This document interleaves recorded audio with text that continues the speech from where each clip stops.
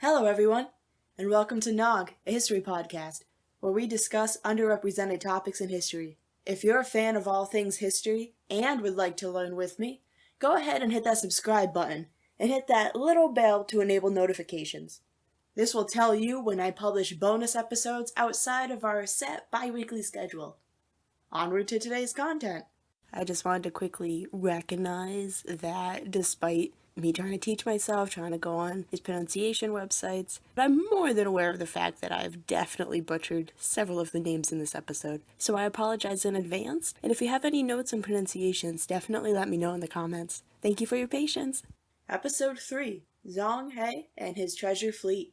This is part 1 of a 2-part mini-series, so make sure to listen to part 2 when you're done here. Onward to the adventure. Zhang He is fondly known in China for his massive expeditions throughout the Indian Ocean in the 15th century, with treasure ships so large and a fleet so massive that several times over the course of history has the question been asked, how much is fact versus fiction? The answer is up to you. Let's start at the beginning.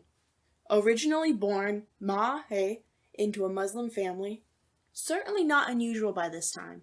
His first encounter with Ming Dynasty forces was in 1382. Armed forces of the early Ming Dynasty had invaded the inland territory of Yunnan. At the time, this was a Mongol stronghold, a long-time enemy of China. It was common practice for young sons of prisoners to be castrated. Those who did were sent to the capital to serve as eunuchs. Now, in our protagonist's case, the story was famously told about how he was captured involving a General Fu Yud. In late 1831, probably somewhere in the fall months, General Yud was ordered to march on Yunnan. At the time, Yunnan was a lingering outpost of Mongol power. 300,000 troops strong, General Fu Yude attacked Yunnan to strike a blow to the Mongols. The Ming army racked up an estimated death count of 60,000 casualties. Now here's the fabled capture story of our eventual naval hero, Zhang He, then Ma He. He was stopped along the road by General Fu Yude and his men. When asked where the Mongol impersonator to the Chinese throne was, the boy supposedly replied he jumped in the lake.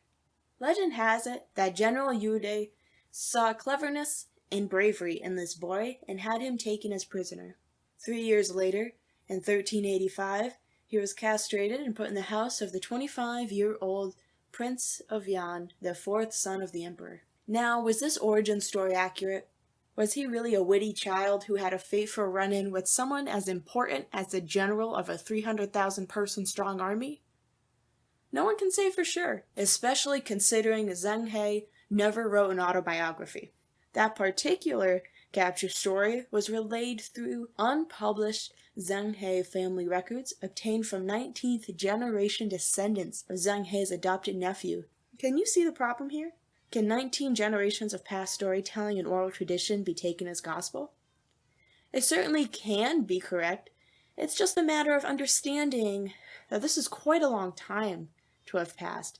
There are some clouds of uncertainty over the origin of Zhang He, and even over if he officially was even a eunuch. You see, details surrounding his life and even his official expeditions have been lost over time. Some factors were done intentionally, while others simply are the cost of time and the details being preserved through the oral tradition. But more on that later. However he was captured, it's said that after 20 years of service, both in court and on campaign, that Ma would receive the name Zheng He. This was an especially large honor, as this new moniker contained the imperial name from the Prince of Yan, the current emperor of China at the time. It was under the command of this emperor that Zhang He would undergo 6 of his 7 grand expeditions.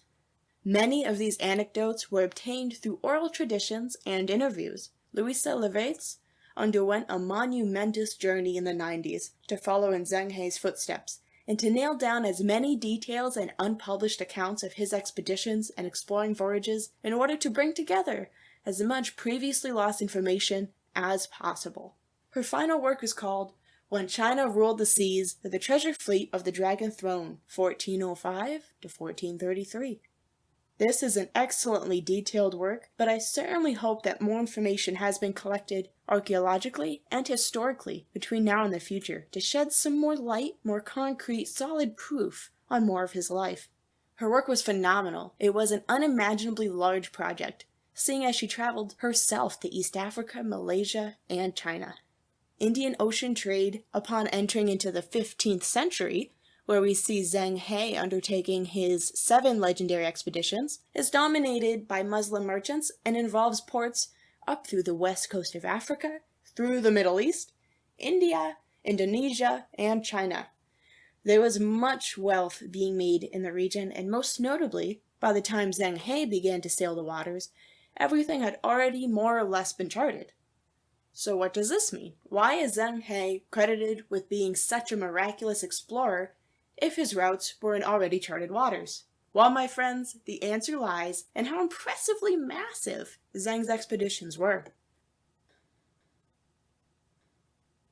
Thank you for listening to part 1. That's right, part 1 of 2 of Zheng He and his treasure fleet. Be sure to click on to part 2 to hear the conclusion to this week's episode. While you're at it, don't forget to like and subscribe so you can hear the newest content first. Enjoy part 2, and thank you for listening to Nog, a history podcast.